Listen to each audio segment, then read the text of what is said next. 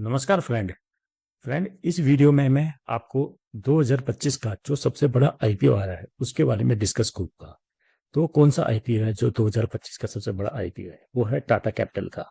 जी हाँ, टाटा कैपिटल का IPO first October की फर्स्ट वीक में आ रहा है। और वो उसका साइज कितना रखा गया है? उसका जो साइज रखा गया है 15,512 करोड़ का रखा गया है। और किस प्राइस बैंड में आ रहा है? वो आ रहा है 310 से लेकर 326 के बीच में। तो फ्रेंड, इस वीडियो में मैं आपको उस आईपीओ के बारे में थोड़ा सा बताता हूँ।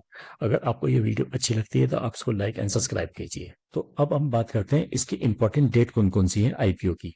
तो इम्पॉर्टेंट, आप मेरी स्क्रीन में देख रहे होंगे। इसकी जो मेन इंपॉर्टेंट डेट है तो 6 अक्टूबर 2025 को, 6 अक्टूबर को ये आईपीओ ओपन हो जाएगा आम लोगों के लिए भरने के लिए। वहीं इसकी जो 8 अक्टूबर 2025 है तो ये 8 अक्टूबर 2025 को क्लोज हो जाएगा, यानी कि 3 दिन ये ओपन रहेगा। 6 तारीख, 7 तारीख और 8 तारीख। और 13 अक्टूबर 2025 को ये लिस्ट हो जाएगा एनएससी और बीएससी के साइड में। तो फ्रेंड, ये जो 2025 का है सबसे बड़ा आईपीओ है और इसका साइज कितना है? 15,512 करोड़ रुपए। और वहीं हम बात करें 2024 में, तो 2024 में 27,870 करोड़ का हुंडई मोटर का आईपीओ आया था।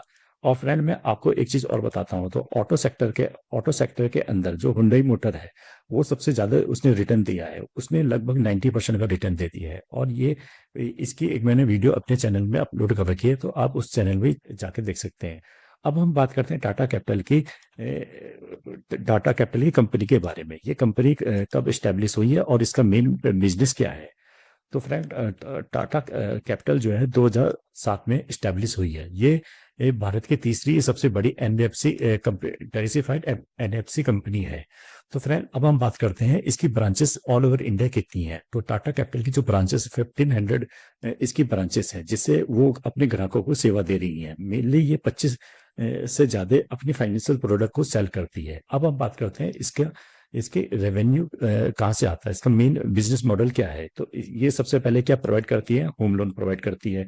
नेक्स्ट ये क्या प्रोवाइड करती है? पर्सनल लोन प्रोवाइड करती है। नेक्स्ट ये प्रोवाइड करती है बिजनेस लोन और व्हीकल लोन, और कुछ ये उपकरण की लाइजिंग भी करती है। तो ये तो इनका बिजनेस बिजनेस है। इस बिजनेस में ये वर्क करती है। तो सबसे पहले ये क्या है? एक तो टाटा ग्रुप का है। तो ये अपना आपने ही बड़ा ग्रुप है। अब हम इसके जो कंपनी के जो मेन कंपोनेंट आते हैं वो है फाइनेंशियल।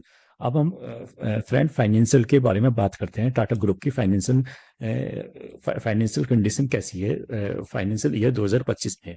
तो सबसे पहले अगर हम इसकी टोटल रेवेन्यू की बात करें तो टोटल रेवेन्यू इसका 28,370 करोड़ है, जो कि 55% से ग्रो कर रहा है। वहीं इसकी हम बात करें नेट प्रॉफिट की, तो नेट प्रॉफिट इसका 3,655 करोड़ रुपए का है। जो इसका नेट प्रॉफिट है वो 9.8% से ग्रो किया है। वहीं हम बात करें इसकी लोन बुक की, तो लोन बुक इस पे 2,21,950 करोड़ की लोन बुक है। तो इसका लोन बुक में भी 40% का अच्छा खासा जंप है। तो फ्रेंड, इसका देखें, जो टोटल रेवेन्यू 55% से ग्रो कर रहा है। नेट प्रॉफिट इसका 9.8% से ग्रो कर रहा है। और लोन बुक भी इसकी 40% से ग्रो कर रही है। तो फाइनेंशियल कंडीशन इसके अंदर देखी जाए तो एक अच्छी खासी फाइनेंशियल कंडीशन है। परंतु इसमें कुछ इसमें प्रॉब्लम भी है। वो नेक्स्ट उसमें डिस्कस करते हैं। तो फ्रेंड, आप मेरी स्क्रीन में देख रहे होंगे, जो मेन मेन कंसर्न है वो है एनपीए के ऊपर। तो इसका जो एनपीए है वो एनपीए इंक्रीज हुआ है।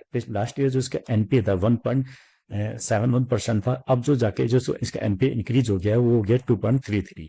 वहीं हम इसकी बात करें जाए प्रोविजन कवरेज की, तो लास्ट ईयर इसका जो प्रोविजन कवरेज था वो 77% था, और वो जाके 58% हो गया है।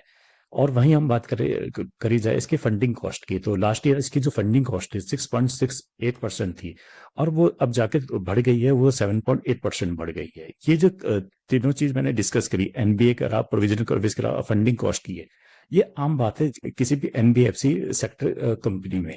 तो ये थोड़ा दबाव तो रहता ही है।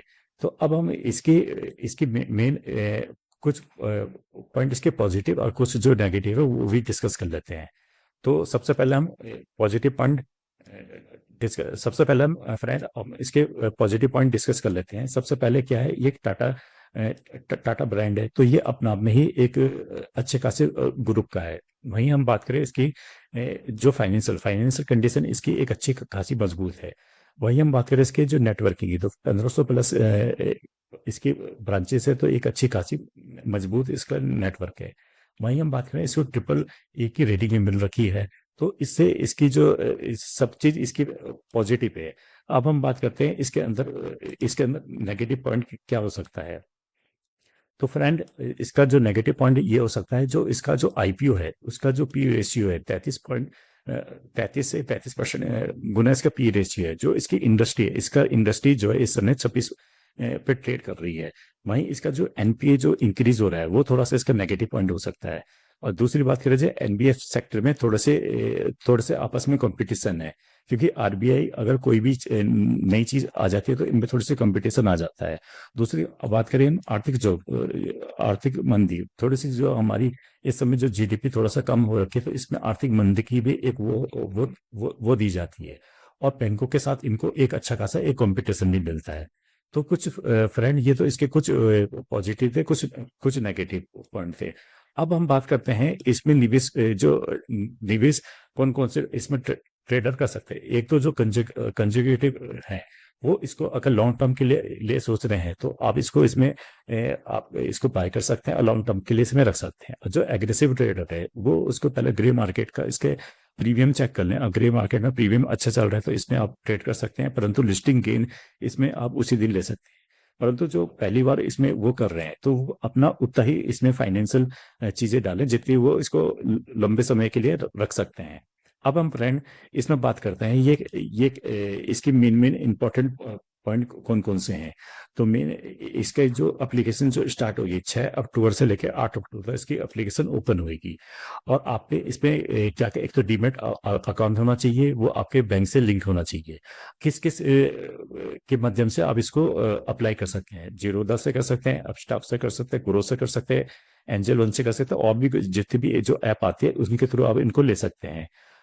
और इसके मिनिमम आपको एक लॉट इसको लेना होगा। और इसके आपके डॉक्यूमेंट क्या चाहिए, डॉक्यूमेंट एक आपको एप्लीकेशन फॉर्म चाहिए, इसमें पैन कार्ड होना चाहिए जो डीमेट अकाउंट से और यूपीआई से, जिससे आप इसको बाय कर सकें।